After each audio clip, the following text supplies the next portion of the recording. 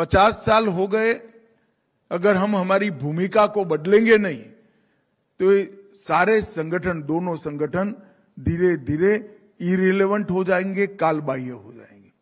मेरा मत है कि आज देश की रिक्वायरमेंट को ध्यान में रखकर ये दोनों संगठनों को ज्यादा रिलेवेंट बनाने के लिए इसकी भूमिका में नए सिरे से सोचने की जरूरत है। तो सिविल डिफेंस और होमगार्ड, ये दोनों गतिविधियां सुरक्षा और सेवा के साथ जुड़ी हैं। मैं आज यहां पर आया हूं तब मैं सुप्रीम कोर्ट के एक जजमेंट के लिए मेरा मतभेद सार्वजनिक करना चाहता हूं। अभी अभी सुप्रीम कोर्ट ने कुछ साल पहले एक जजमेंट दिया जिसमें सिविल डिफेंस और होमगार्ड को उनकी आय के साथ जोड़ने का प्रयास किया।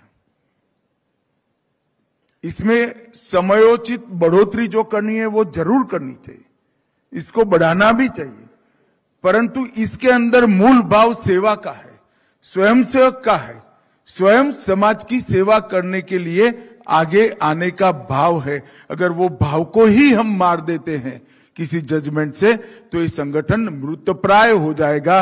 ये भी एक सीधी सादी नौकरीनुमा काम हो जाएगा। ये जो संगठन है समाज के एक वर्ग को समाज की सुरक्षा और सेवा के साथ जोड़ने का काम है, और ये भावना को जागरूक करना ये हम सब की जिम्मेदारी है।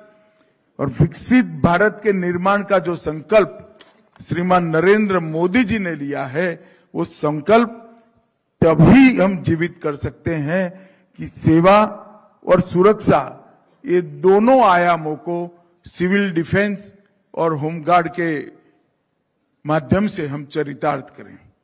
आज 2 दिन तक आप लोगों का सम्मेलन चलने वाला है।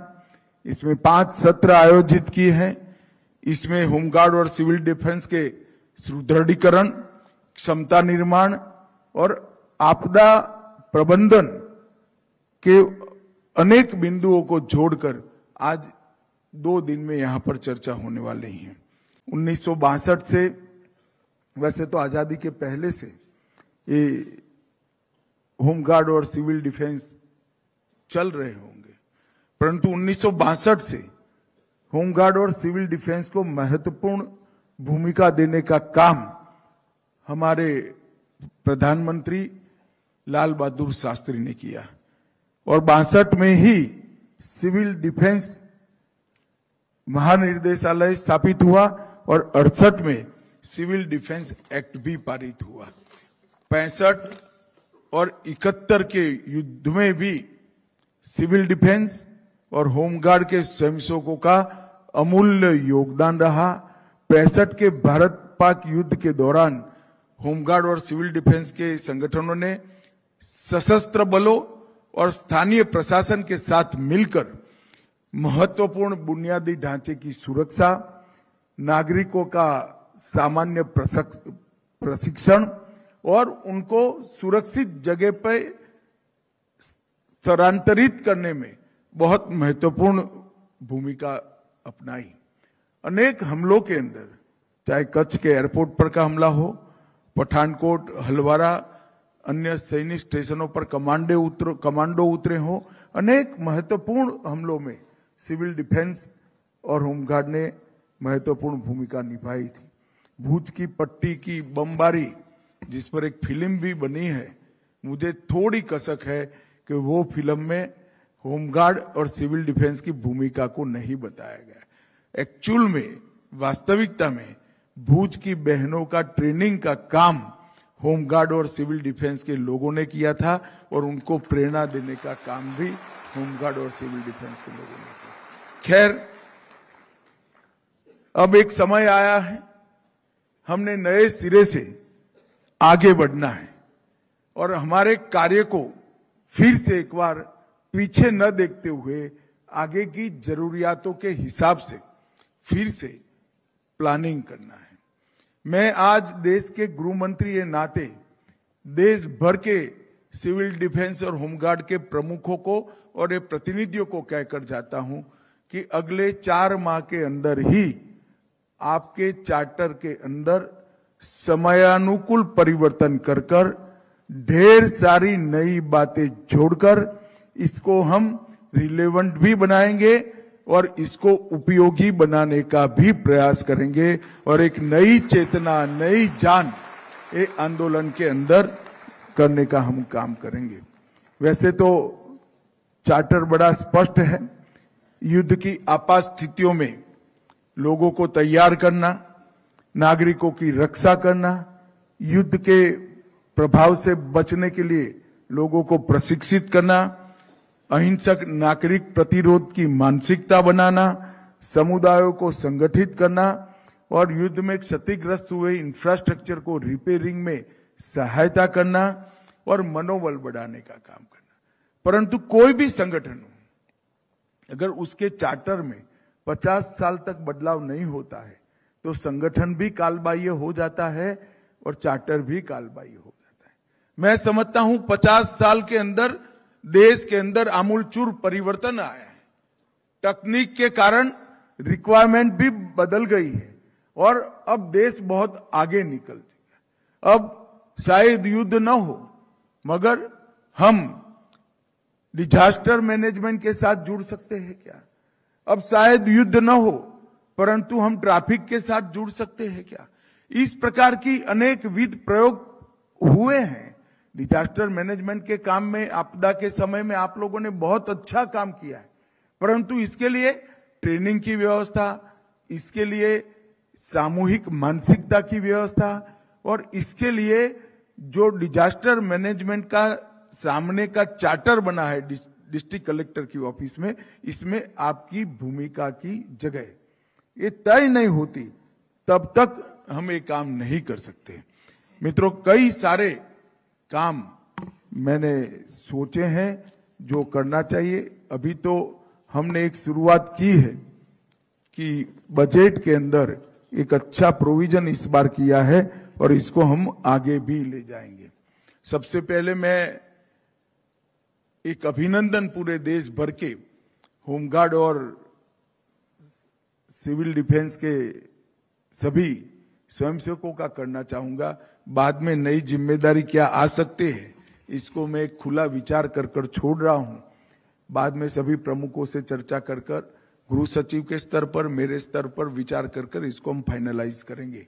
परंतु कोविड में जिस तरह से होमगार्ड के जवानों ने और सिविल डिफेंस के जवानों ने भूमिका निभाई और लोगों की सेवा करने का जो जज्बा पूरी दुनिया को दिखाया, इसके लिए आप लोगों को लाख लाख अभिनंदन। मैंने 5 दिन पहले सरसरी तौर पर कितने लोग कोविड से ग्रस्त होकर मृत्यु की शरण में गए वो भी निकाला। आंकड़ा शायद ज्यादा हो सकता है मगर मेरे पास 27 लोगों का तो सूची बना है कि 27 होमगार्ड और सिविल डिफेंस के हमारे वॉलेंटियर्स कोविड में किसी की सेवा करते करते खुद कोविड ग्रस्त होकर आज वो हमारे बीच में नहीं रहे। ये बहुत महत्वपूर्ण भूमिका हमने निभाई है और इसलिए मैं आप सबको बहुत हृदय से अभिनंदन करना चाहता हूं। मित्रों, एक रोड मैप अभी ये कच्चा है। मैं सुझावों के लिए आज आप सबके सामने और सारे अध्यक्ष जो बैठे हैं देश भर के सिविल डिफेंस और होमगार्ड के, इनके लिए छोड़कर जाता हूं। एक तो आपातकालीन सेवाओं में योगदान आप करते ही हैं मगर इसकी ट्रेनिंग व्यवस्थित होनी चाहिए और इसके चार्टर में आपकी जगह भी होनी चाहिए। यातायात प्रबंधन की इंस्टीट्यूशनलाइज व्यवस्था, ट्रैफिक मैनेजमेंट के लिए एक इंस्टीट्यूशनलाइज संस्थागत व्यवस्था करने की जरूरत है। सामाजिक जागरूकता के कई सारे कार्यक्रम जो हमारे चार्टर में नहीं है उसको हमने लेना चाहिए, जैसे नशा मुक्त भारत, स्वच्छ भारत अभियान, वृक्षारोपण अभियान, जल संरक्षण और सामाजिक जागरूकता, बुराइयों के खिलाफ जागरूकता। ये सारी चीजें एक बार समाहित होकर हमारे चार्टर में आनी चाहिए। महिला सुरक्षा के लिए महिला समूहों में जागरूकता फैलाना, सामुदायिक स्वास्थ्य सेवाओं के साथ जुड़ना, जैसे टीकाकरण, टीबी मुक्त भारत, कुपोषण के खिलाफ हमारी जंग और हर बच्चे को पोषण युक्त करने का अभियान, इसमें हमने जुड़ना चाहिए। साइबर सुरक्षा के लिए और डिजिटल धोखाधड़ी के लिए जागरूकता पैदा करना, पर्यावरण के संरक्षण में स्वच्छ भारत अभियान और प्लास्टिक मुक्त भारत और वृक्षारोपण, ये तीनों अभियानों में हमारी एक रचनात्मक भूमिका होनी चाहिए। कानून और व्यवस्था में सहायता, इसके लिए कई कई जिलों में जहां एसपी उत्साही होते हैं वो करते हैं, नहीं होते वहां नहीं होते हैं, क्योंकि इसकी कोई स्पेसिफिक व्यवस्था और जिम्मेदारी तय नहीं की है।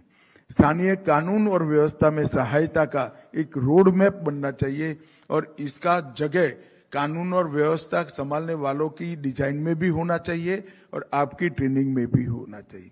शिक्षा में सहयोग, ड्रॉप आउट रेशियो कम करना, 100% एनरोलमेंट करना और शिक्षा की गुणवत्ता में सुधार करना, ये तीनों चीजों को भी हमने इसके साथ जोड़ना पड़ेगा। और रोजगार और आत्मनिर्भरता के लिए भी सरकार के कई सारे कार्यक्रम हैं, उसके साथ हमने जोड़ना पड़ेगा। अभी भी कई सारी चीजें जोड़ी जा सकती हैं। 50 साल हो गए, अगर हम हमारी भूमिका को बदलेंगे नहीं तो ये सारे संगठन, दोनों संगठन धीरे धीरे इरिलेवेंट हो जाएंगे, कालबाह्य हो जाएंगे। मेरा मत है कि आज देश की रिक्वायरमेंट को ध्यान में रखकर ये दोनों संगठनों को ज्यादा रिलेवेंट बनाने के लिए इसकी भूमिका में नए सिरे से सोचने की जरूरत है। मैं तो चाहूंगा कि यहाँ जो प्रमुख सारे जो आए हैं वो भी एक आध दिन ज्यादा रुक जाए, अगर विवेक भाई आग्रह से उनको कहें, और यहाँ पर रुक कर इस पर जरूर सोचना चाहिए। कुछ लोगों के चेहरे पर हंसी आ रही है। मुझे मालूम है मित्रों कि पुलिस में पोस्टिंग को अच्छा नहीं माना जाता है, थोड़ा पनिशमेंट पोस्टिंग का भी भाव रहता है, परंतु ये हमारा दायित्व है। इतने सारे लोगों को, हजारों लोगों को, लाखों लोगों को हम सेवा के संस्कार के साथ अगर जोड़ सकते हैं तो इससे बड़ा कोई काम है ही नहीं। आपका पोस्टिंग हो गया, ये समय आपको पूरा करना ही है। जब नहीं रहेंगे तब चले जाएं, मगर जब तक है तब तक अच्छा करने का प्रयास करना चाहिए। और मैं मानता हूं आप सभी का भी कंट्रीब्यूशन होना चाहिए। एक अच्छा नया चार्टर क्या हो सकता है, इसके लिए आपके अच्छे और प्रैक्टिकल सुझाव विवेक श्रीवास्तव जी को दीजिए, वो गृह सचिव जी को देंगे, और 4 महीने के अंदर ही आप सबसे चर्चा कर मैं एक मीटिंग भी बुलाऊंगा बाद में दिल्ली में। इसको पूरी जान भरने की जरूरत में महसूस कर रहा हूं।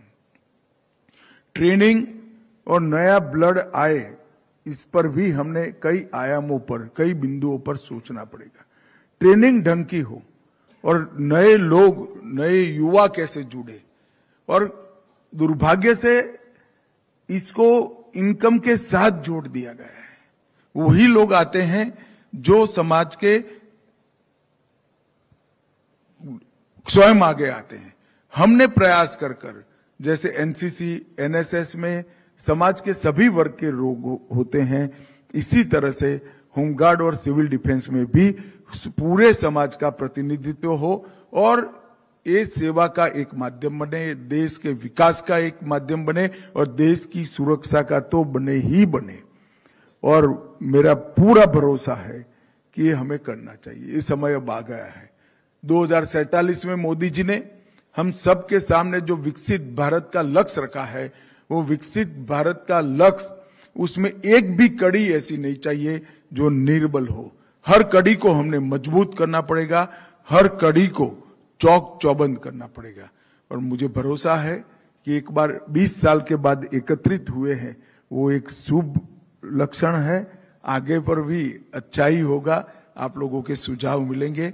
मैं इतना भरोसा आपको दिला कर जाना चाहता हूं कि ये पूरी दोनों व्यवस्थाओं में आमूलचूल परिवर्तन आने ही वाला है, आएगा ही। मेरी विनती है कि आपके सुझाव, आपके सक्रिय योगदान से वो परिवर्तन आए, तो यश के आप भी भागीदार होंगे। और जो जवान पीछे बैठे हैं वो सभी के सेवा के जज्बे को एक बार मैं फिर से प्रणाम करता हूं। कोरोना में आपकी सेवा पूरे देश ने बहुत चर्चा नहीं प्राप्त की उसमें, मगर आपका दोष नहीं है, आपने तो काम अच्छा ही किया। आज मैंने कहा है आगे पर भी इसको आगे बढ़ाएंगे। आप सभी का बहुत बहुत धन्यवाद। वंदे मातरम।